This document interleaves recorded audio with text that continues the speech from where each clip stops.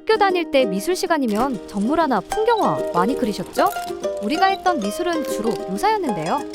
그래서 더더욱 형체도 알 수 없는 추상화가 뭐가 그렇게 좋은 건지 이해하기가 어렵죠. 심지어 추상화는 사기라고 말하는 사람도 있을 정도인데요. 정말 미술계에서 대국민 몰래카메라라도 하고 있는 걸까요? 추상화가 생기게 된 계기는 사진기의 발명과 아주 밀접한 관련이 있습니다.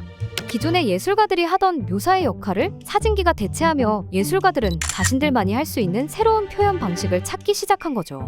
요즘 나오는 AI 이미지 생성기들을 생각해보면 더 쉽게 와닿을 거예요. 아무튼 그렇게 우리가 잘 아는 반 고흐, 폴 고갱, 모네 등 많은 인상파 작가들이 등장했죠. 이들의 그림들은 단순히 현실을 묘사한 것이 아니라 현실에 자신의 감각을 담았다는 건데요. 근데 사실 여기까진 이해가 되죠? 실눈 뜨고 보면 어떤 형체인지도 보이고 해설이나 제목을 조금만 읽어봐도 바로 느낌 오잖아요. 그런데 문제는 이 다음입니다. 어디서 본 것 같긴 해도 이게 뭘 표현하려 한 건지 도무지 이해하기 어려운데요. 추상화란 도대체 어떤 걸까요? 추상화를 알기 위해선 추상이라는 단어의 뜻을 먼저 살펴봐야 합니다. 추상은 사물이나 개념의 공통된 특징들을 찾아서 본질을 파악한다는 의미인데요. 예를 들어 얼굴을 추상적으로 표현한다면 어떨까요? 우리는 이렇게 생긴 얼굴을 이런 식으로 그리고는 하는데요. 그렇다면 우리는 얼굴의 윤곽, 눈, 코, 입 같은 얼굴의 본질을 이루는 몇 가지를 추려내서 표현한 것이죠. 이 그림은 본격적인 추상미술의 시작을 함께한 칸딘스키의 작품인데요. 칸딘스키는 점과 선, 그리고 면과 같은 조형적 요소들을 주로 사용해 작품을 만들었습니다. 그는 이런 요소들만으로도 세상에 존재하는 것들을 모두 그려낼 수 있다 믿었죠.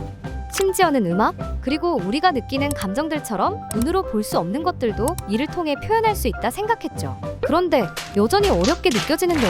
무엇을 어떻게 추상적으로 표현하려 했는지 설명이 부족하거나 어려운 경우가 많죠.